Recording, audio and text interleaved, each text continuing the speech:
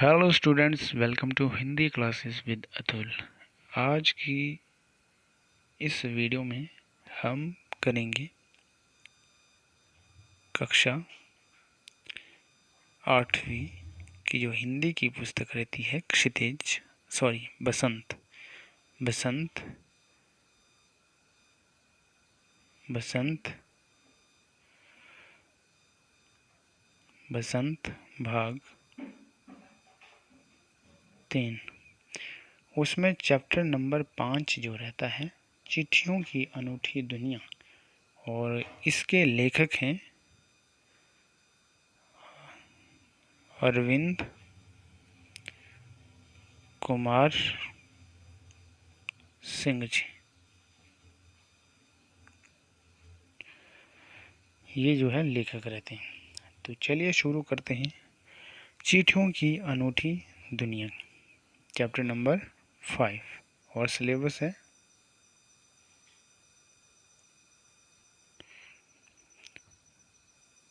NCERT का, और जिसमें चैप्टर नंबर 5 रहता है चिट्ठियों की अनूठी दुनिया। तो चैप्टर से के नाम से ही यहाँ पता चल रहा है कि चिट्ठियों के बारे में कहा गया है। उनकी दुनिया कैसी कैसी रही होगी, शुरू से लेकर आधुनिक समय तक क्या क्या स्थिति रही होंगी, इसके बारे में एक पिक्चर दिमाग में उभर कर सामने आती है। ऐसा लगता है कि चिट्ठियों के बारे में कहा गया होगा। तो चलिए शुरू करते हैं, पढ़ेंगे, समझेंगे और जानेंगे इसमें क्या कहा गया है।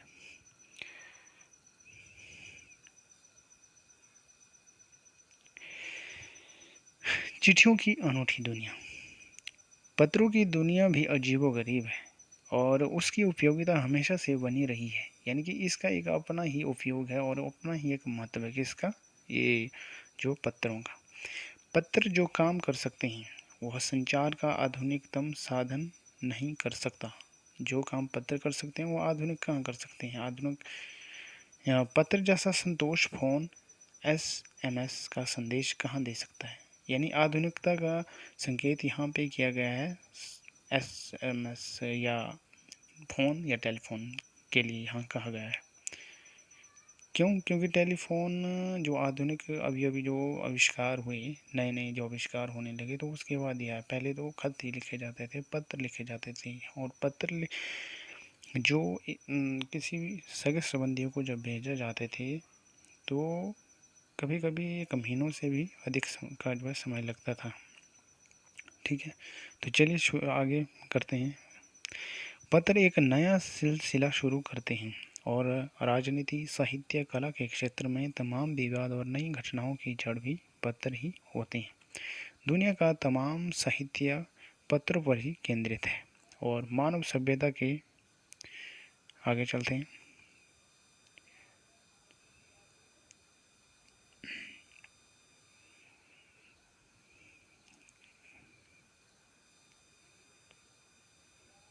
कहाँ तक पहुँचे थे हम? यहाँ। और मानव सभ्यता के विकास में इन पत्रों ने अनूठी भूमिका निभाई है। पत्रों का भाव सब जगह एक सा है, भले ही उसका नाम अलग अलग हो। यानी कि पत्र का नाम जो है अलग अलग जगह अलग अलग है। किस तरह से? पत्र की बात करते हैं तो पत्रों को उर्दू में क्या कहते हैं? खत कहते हैं। ठीक, संस्कृत में इसको पत्र कहते हैं, कन्नड़ में इसको कागज़ कहते हैं, तेलुगु में इसको उत्तरम जावो और लेख, तथा तमिल में कड़िद जो है कहा जाता है। तो ये यहाँ पे आप पत्र देख सकते हैं, ये होता है पत्र। इसको जो संदेश भेजने का एक डाकिया यहाँ पे आया है, ये क्या कर रहा है? यहाँ पत्र भेज दे रहा है एक औरत को, या जो लेडीज़ है इसको पहुँचा रहा है घर घर जाकर। पुराने समय में मोबाइल या टेलीफोन नहीं हुआ करते थे, उसमें संदेश इस ऐसे ही दिया जाता था, एक कागज़ के माध्यम से। हाँ, जो किसी ने अपने विचारों को कहा होता था वो दूसरों तक पहुंचा देते थे, उनके सगे संबंधी। तो इस तरह से उनकी खबर का पता चलता था। ठीक है, आगे चलते हैं। पत्र यादों को सहेज कर रखते हैं, इनमें किसी को कोई संदेह नहीं। हम किंतु जो आजकल इसका जो है पत्र का कम उपयोग में लाया जा रहा है, क्योंकि मोबाइल फ़ोन वगैरह आ गए हैं। लेकिन यह बंद नहीं हुआ है। डाक विभाग का जो कार्य किया जाता है, डाकें पहुंचाई जाती है एक स्थान से दूसरे स्थान तक, तो तब भी पत्र का ही प्रयोग किया जाता है। आगे चलते हैं। हर एक की अपनी पत्र लेखन कला है। लेखन कला, लिखने की यानी कला, और हर एक के पत्रों का अपना दायरा होता है। दुनिया भर में रोज करोड़ों पत्र एक दूसरे को तलाशते तमाम ठिकानों तक पहुंचते हैं। भारत में ही रोज 4.5 करोड़ चिट्ठियां डाक में डाली जाती है, जो साबित करती है कि पत्र कितनी अहमियत रखते हैं। यानी भारत में कितने करोड़, यहाँ आंकड़ा बताया गया है, रोज लगभग यानी कि 4.5 करोड़ चिट्ठियाँ जो है डाक में डाली जाती। ठीक, और साबित करते हैं कि पत्र कितनी अहमियत, अपनी एक वैल्यू है, अपनी एक भूमिका है। पंडित जवाहरलाल नेहरू ने सन 1953 में सही कहा था। क्या कहा था? हजारों सालों तक संचार का साधन केवल हरकारे यानी कि रनर्स या फिर तेज घोड़े रहे हैं। उसके बाद पहिए आए, पर रेलवे और तार से भारी बदलाव आया। तार ने रेलों से भी तेज गति से संवाद पहुंचाने का सिलसिला शुरू किया। अब टेलीफोन, वायरलेस और आगे रेडार दुनिया बदल रहा है। यानी कि ये कह रहा है कि हजारों सालों तक संचार का साधन केवल घोड़ों के माध्यम से भी होता था, संदेश पहुंचाते थे ना एक स्थान से दूसरे। और बाद में क्या हुआ, पहिए वगैरह आने लगे। उसके बाद परिवर्तन धीरे धीरे विकास की ओर अग्रसर होने लगा, और फिर रेलगाड़ी आई, और फिर तार आई। तार यानी कि टेलीफोन का उपयोग होने लगा, जो लैंडलाइन होती थी। और उसके बाद फिर धीरे धीरे गति की ओर परिवर्तन होने लगा आगे आगे, और फिर इसके बाद टेलीफोन आए, वायरलेस जो बिना तार के होते थे, और आगे रेडार, जो टावर ये सारी चीज़ें होने लगी। इस तरह से धीरे धीरे परिवर्तन होने लगा, और विकास की दिशा में जो है देश आगे बढ़ने लगा। पिछली शताब्दी में पत्र लेखन ने एक कला का रूप ले लिया है। डाक व्यवस्था के सुधार के साथ पत्रों को सही दिशा देने के लिए विशेष प्रयास किए गए। पत्र संस्कृति विकसित करने के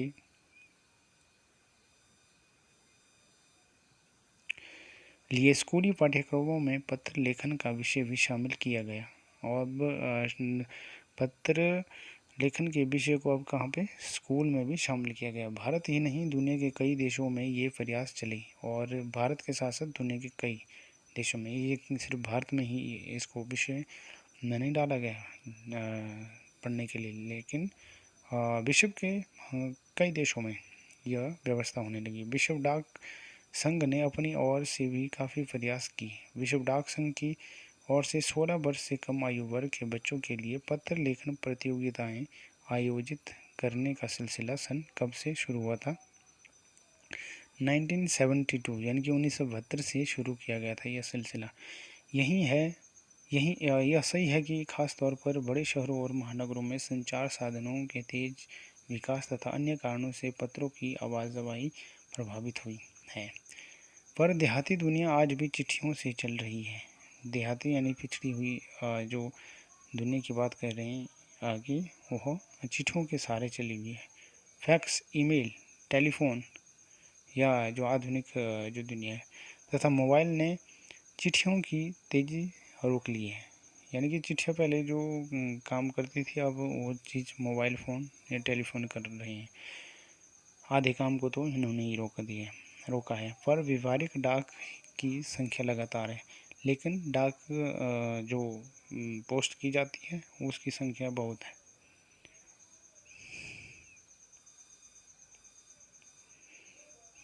नेक्स्ट पेज है। जहाँ तक पत्रों का सवाल है, अगर आप बारीकी से उस तह में जाएं तो आपको ऐसा कोई नहीं मिलेगा जिसने कभी किसी को पत्र न लिखा या न लिखाया हो, या पत्रों का बेसब्री से जिसने इंतज़ार न किया हो। हमारे सैनिक तो पत्रों का जिस उत्सुकता से इंतज़ार करते हैं उसकी कोई मिसाल ही नहीं। एक दौर था जब लोग पत्रों का महीनों तक इंतज़ार करते थे। अब यहाँ पे सैनिक की बात की गई है। अब पहले ऐसा होता था, पहले ज़माने में, कि सैनिक चले जाते थे यानी कि अपनी ड्यूटी करने के लिए। कभी कोई युद्ध में जाता था, कोई कुछ में, तो उस समय जो है फ़ोन तो होते नहीं थे, उसमें पत्र लिखे जाते थे। जब घर के लोग या आर्मी का कोई आर्मी वाले जब भेजते थे घर में कोई संदेश, तो कम से कम महीनों के बाद वो पहुंचते थे, या फिर घर वाले आर्मी वालों को जब संदेश लिखते थे तो महीने लगते थे, कई बार 2 महीने भी लगते थे। तो इस तरह से का जो है जो यह सिलसिला चलता था।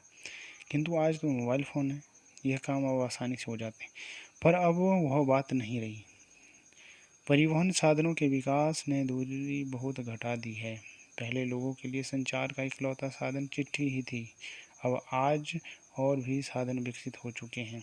जैसे कि पहले क्या वो बताया गया, संचार के लिए चिट्ठी ही भेजी जाती थी, लेकिन आज साधन भी विकसित हो चुके हैं। साधन मोबाइल फ़ोन हो गया, टीवी हो गया, टावर या फिर टेलीफोन हो गया, बहुत सारे ऐसे चीज़ें, या इंटरनेट हो गया, जिससे कि संदेश पहुंचाए जा सकते हैं आसानी से। आज देश में ऐसे लोगों की कमी नहीं है जो अपने पुरखों की चिट्ठियों को सहेज और संजोकर विरासत के रूप में रखे हुए हों, या फिर बड़े बड़े लेखक, पत्रकार, उद्यमी, कवि, प्रशासन, सन्यासी या किसान, इनकी पद रचनाएं अपने आप में अनुसंधान का विषय है। अगर आज जैसे संचार साधन होते तो पंडित नेहरू अपनी पुत्री इंदिरा गांधी, पंडित जवाहरलाल नेहरू की पुत्री का नाम था इंदिरा गांधी, को फ़ोन करते। फ़ोन उसमें तो थे नहीं, तो तब पिता के पुत्र पुत्री के नाम नहीं लिखे जाते, जो देश की करोड़ों लोगों को प्रेरणा देते हैं। और पत्रों को तो आप सहेज कर रख लेते हैं, पर SMS संदेशों को आप जल्दी भूल जाते हैं। कितने संदेशों को आप सहेज कर रख सकते हैं? या एक ये बात भी सही कही गई है कि SMS संदेशों को तो जल्दी भूल जाते, क्यों? क्योंकि पत्र को तो हम सहेज कर लिखित रूप से रख सकते हैं, पर तो इन जो ऑनलाइन चीज़ें होती हैं उनको हम भूल जाते हैं। SMS जो भी हो गया, कितने संदेशों को आप सहेज कर रख सकते हैं, कितने संदेशों को रख सकते हैं? तमाम महान हस्तियों की तो सबसे बड़ी और यादगार धरोहर उनके द्वारा लिखे गए पत्र ही हैं। भारत में इस श्रेणी में राष्ट्रपिता महात्मा गांधी को सबसे आगे रखा गया है। दुनिया के तमाम संग्रहालय जानी मानी हस्तियों के पत्रों का अनूठा संकलन भी है। तमाम पत्र देश, काल और समाज को जानने समझने का असली पैमाना है। भारत में आज़ादी के पहले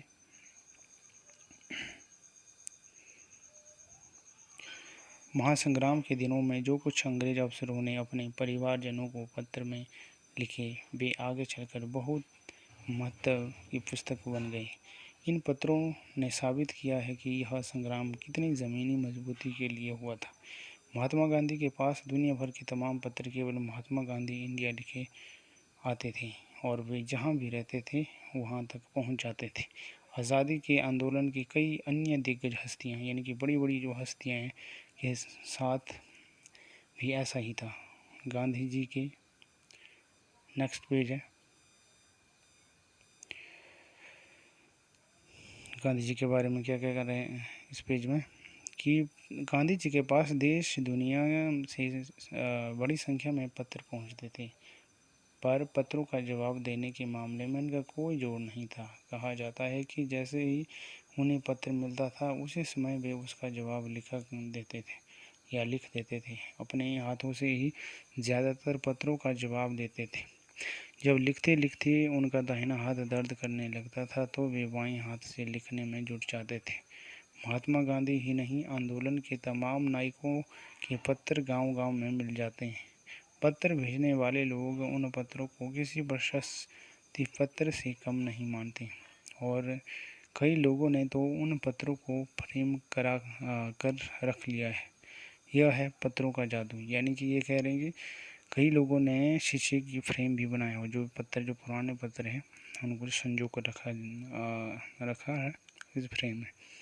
ये होता है पत्रों का जादू। लेकिन आज की डेट में क्या होता है, आधुनिक समय में, कि इसमें इसको कहाँ रखेंगे वो इतना जचा कर या सजा कर, उसमें तो शीशे में रखते थे। यही नहीं, पत्रों के आधार पर ही कई भाषाओं में जाने कितनी किताबें लिखी जा चुकी हैं।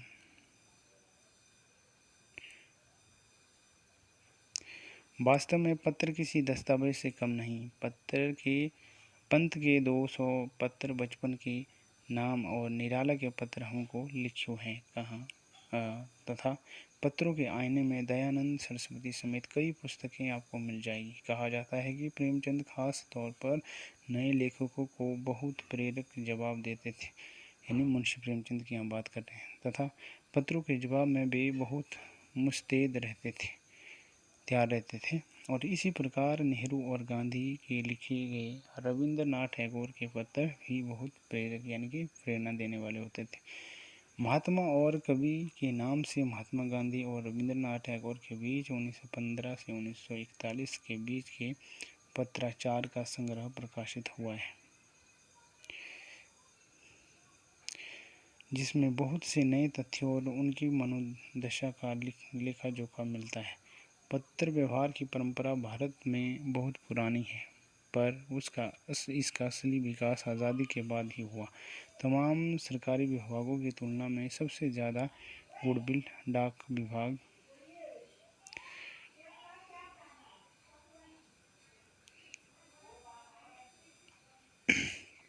अगला पेज है, डाक विभाग की ही है। इसकी एक खास वजह यह भी है कि यह लोगों को जोड़ने का काम करता है। घर घर तक इसकी पहुंच है। संचार के तमाम उन्नत साधनों के बाद भी चिट्ठी पत्री की हैसियत बरकरार है। शहरी इलाकों में आलीशान हवेलियाँ हों या फिर झोपड़ियों पट्टियों में रह रहे लोग, दुर्गम जंगलों से घिरे गांव हो या फिर बर्फबारी के बीच जी रहे पहाड़ों के लोग, समुद्र तट पर रह रहे मछुआरे हो या फिर रेगिस्तान की ढाणियों में रह रहे लोग, आज भी खतों का सबसे अधिक बेसब्री से इंतज़ार होता है। एक दो नहीं, करोड़ों लोग खतों और अन्य सेवाओं के लिए रोज़ भारतीय डाकघरों के दरवाजे तक पहुंचते हैं। इसकी बहुआयामी भूमिका नज़र आ रही है। दूर देहात में लाखों गरीब घरों में चूल्हे मनी ऑर्डर अर्थव्यवस्था से ही जलते हैं। गांव या गरीब बस्तियों में चिट्ठी या मनी ऑर्डर लेकर पहुंचने वाला डाकिया देवदूत के रूप में देखा जाता है, यानी कि गांव-गांव तक जो संदेश पहुंचाने का काम करता है वो कौन करता है? डाकिया करता है। और डाकिया को देवदूत क्यों कहा जाता है? क्योंकि लोगों की ज़रूरत के जो खत वह पहुंचाता है, तो इसलिए उसको देवतुल्य माना जाता है। और यह चैप्टर समाप्त होता हुआ और इसके लेखक है अरविंद कुमार सिंह। ठीक है, इसी के साथ हमारा चैप्टर यहाँ क्लोज होता हुआ, और इसके अभ्यास क्वेश्चन है यहाँ पे स्क्रीन पर देख सकते हैं आप। क्वेश्चन फर्स्ट है, पार्ट से दिया गया है, पत्र जैसा संतोष फोन या एसएमएस का संदेश क्यों नहीं दे सकता? ये यहाँ पे बात कह रही है। इसमें हम इस तरह से लिख सकते हैं कि पत्र जैसा संतोष क्यों? आपको पता ही होगा कि पुराने समय में पत्र जो है लिखित रूप से होते थे, जैसे कागज़ का पर्चा होता था, उसमें लिखा जाता था संदेश, ठीक है, पत्र, और उसमें वह भेजा जाता था जो एक स्थान से दूसरे स्थान पर, और उसमें एक स्थान से दूसरे स्थान तक पहुंचने के लिए कई बार महीने भी लगते थे, 2 महीने भी लगते थे, यानी उस समय ज़्यादा भी हो सकता था। कौन पहुंचाता था? डाकिया, ठीक। लेकिन धीरे धीरे समय में परिवर्तन होने के साथ साथ जो है विकास की ओर भी अग्रसर होने लगा, और साथ साथ नए नए आविष्कार होने लगे, जैसे फ़ोन आ गया, टेलीफोन आ गया, और जो पत्रों की जगह ये लेने लगे धीरे धीरे। अब आज के समय में आप अगर बात करोगे एक यहाँ से कि कहीं दूर मील, वहाँ भी फ़ोन में बात होगी और संदेश पहुँच जाएगा एकदम से। उसमें ऐसी बात नहीं हुआ करती थी, उसमें इतना आविष्कार नहीं हुआ था। तो यहाँ पत्र जा संतोष फ़ोन या एसएमएस का संदेश क्यों नहीं? किंतु पत्र को हम संजो कर रख सकते हैं लंबे समय तक, इसमें उसके हम फ्रेम भी बना सकते हैं, और जो हमारा फ़ोन में एसएमएस है उसमें ये सब बहुत कम हो सकता है। तो दोनों में कुछ अंतर है ना, इस बात को लेकर। सेकंड क्वेश्चन है, पत्र को खत, कागज, उत्तरम, जावो, लेख, कडित, पाती चिट्ठी इत्यादि कहा जाता है। इन शब्दों से संबंधित भाषाओं के नाम बताइए। तो ऊपर पाठ में हमने पढ़ा था कि पत्र को कहाँ कहाँ क्या कहा जाता है, कौन सी भाषा में खत कहते हैं। संस्कृत में कहते थे, कईयों में जाबू कहा गया था, कईयों में कागज़ कहा गया था। तो कहाँ कहाँ कहा गया था ये आपने पढ़ा है चैप्टर में, ठीक है। नेक्स्ट क्वेश्चन है, पत्र लेखन की कला के विकास के लिए क्या क्या प्रयास हुए। पहले लिखे जाते थे वो हाथ से, ठीक है, कलम से, कागज़ में। धीरे धीरे विकास होने लगा, फिर वो टेलीफोन आ गया, उसके बाद वायरलेस फ़ोन आ गए, उसको मोबाइल फ़ोन कहा जाने लगा। तो इस तरह से धीरे धीरे ये विकास होने लगा, ठीक है। विकास के लिए क्या क्या प्रयास हुए, बड़े बड़े आविष्कार होने लगे। तो अब चौथा क्वेश्चन है, पत्र धरोहर हो सकते हैं लेकिन एसएमएस क्यों नहीं। तर्क सहित अपना विचार कीजिए। धरोहर क्यों हो सकते हैं पत्थर, आपको पता ही होगा ऑफलाइन होते हैं पत्थर, वो लिख जाते हैं हाथ के साथ, जबकि एसएमएस क्या होते हैं, ऑनलाइन होते हैं और उनको भी लिखा जाता है लेकिन वो फ़ोन में होता है। दोनों में रात दिन का फ़र्क होता है। हम ऑफलाइन ज़्यादा समय तक याद रख सकते हैं, जबकि ऑनलाइन इतने याद नहीं रहते। इस तरह के भी हम लिख सकते हैं क्वेश्चन के आंसर अपनी भाषा में। और नेक्स्ट क्वेश्चन है, क्या चिट्ठियों की जगह कभी फैक्स, ईमेल, टेलीफोन तथा मोबाइल ले सकते हैं। ये यहाँ पे क्वेश्चन पूछा गया। कुछ कुछ ले सकते हैं पर पूरी तरह से नहीं कहा जा सकता। चिट्ठियों की एक अलग अपनी पहचान है, अपनी एक विशेषता है और अपनी एक वैल्यू है। और जबकि फैक्स, ईमेल, टेलीफोन, मोबाइल, इनका कुछ अलग ही सिस्टम है। तो बस हमारे जो क्वेश्चन यहाँ पे कवर होते हुए, आई होप आपको यह इस पार्ट को समझने में आसानी भी हुई होगी और हमने क्वेश्चन भी डिस्कस किया आपके साथ, जो कि मेन पॉइंट हमने डिस्कस किए पूरी तरह से। तो आप लंबे शब्दों में लिख सकते हैं अपने लैंग्वेज में।